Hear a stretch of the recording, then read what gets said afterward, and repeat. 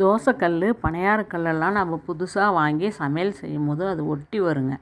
அது ஒட்டி வராமல் நீங்கள் இந்த மாதிரி இந்த டிப்ஸ் ஃபாலோ பண்ணி பாருங்கள், சூப்பராக இருக்கும். நம்ம வெண்டைக்காய் வாங்கினோன்னையும் அந்த காம்பு கட் பண்ணி வைக்கிறோம் பாருங்கள். வெண்டைக்காய் மட்டும் யூஸ் பண்ணுவோம், காம்பையும் அந்த கீழ் மேலே கோம்பும் நம்ம வேஸ்ட்டாக தூக்கி போட்டுருவோம். தூக்கி போடாமல் இதை மிக்சியில் நல்லா அரைச்சி எடுத்துருங்க. தண்ணி ஊற்றாமல் நல்லா அரைச்சோம்னா நல்லா பேஸ்ட்டு மாதிரி வரும். இதை மொதல் நாள் நல்லா அப்ளை பண்ணி வச்சுருங்க. அந்த தோசைக்கல் பணியாரக்கல் நீங்கள் எது புதுசாக வாங்கினீங்கனாலும் சரி, இரும்பு கல்லில் நல்லா அப்ளை பண்ணி வச்சுட்டு காலையில் அதை அப்படியே எடுத்திங்கன்னா ஏடு மாதிரி அப்படியே வந்துடும்.